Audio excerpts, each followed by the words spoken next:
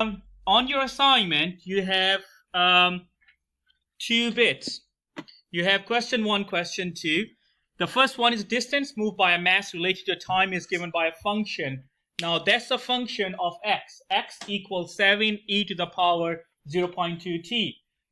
When you differentiate the distance, it gives you the velocity.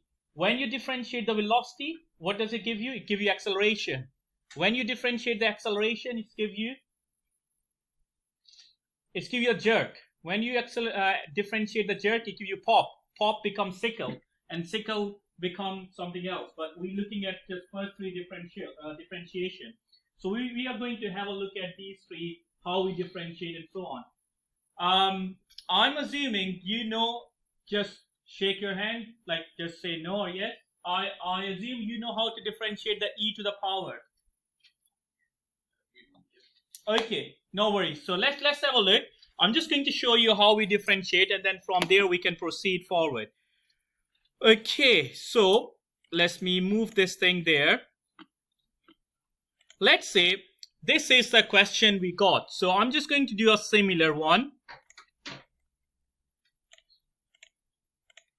Let's say I got a question where I got x equals e to the power 0.3t, where t is a function of time. T represents the time. When I differentiate that one, the way it differentiates, and obviously there is, let's say, a number 5 there. The way we differentiate is, first thing you need to write down, differentiating with respect to t. Why? Because you are differentiating with respect to a time. So you write down differentiate WRT, mean with respect to t. So then you're going to do that one, d over dt equals d over dt. Now I'm just copying this equation actually, and here is dx over dt, and here it's 5 e to the power 0.3 t. Once we got this thing, how do we actually differentiate? How do we move forward? The way we move forward is this thing becomes a dx over dt. Simple as that. Now if you remember, there was a number 5. The 5 comes out. We cannot differentiate the 5. Why we can't differentiate the 5? The 5 pound in your pocket, even though they are 1 pound coin, and the 5 pound in my pocket, even though it's a 5 pound note, they have the exactly same buying power. So it's a constant. If I take 5 1 pound coins, I can buy exactly same thing as a 5 pound note. So we can't differentiate the constant. So 5 comes out, and the only thing I can differentiate is this bit, e to the power 0.3t. Now the way this thing works, differential of e to the power, e is a strange number, very strange number. It's called natural number. The 5 is already outside. The way we differentiate this thing is the number comes out, just the number. This dot mean multiply. Yeah, the number comes out, which is 0.3, and then e, whatever that thing, just put that one. Yeah. If I simplify that one, what is 5 times 0.3? 1.5 e to the power 0.3t. Now on the other side, I have dx over dt. Dx over dt mean that d mean delta, change in distance over change in time. Change in distance over change in time is actually velocity. So this is your answer for the first question. Whatever your first question is, follow the same step and you will get this answer. So this is your answer. Yeah. Now in this one, we have to differentiate with respect to time to find the rate of discharge. So let's say we got a similar question where Q is equal to 5 ln 7. This is actually ln 7t, like that. Yeah. these two things are linked together. There should be a bracket here, yeah, because it looks like ln2 and then a t, yeah. Okay, now I need to find out, so this is a similar one, so I'm doing, so let's have a look how we are going to actually have a look at this one.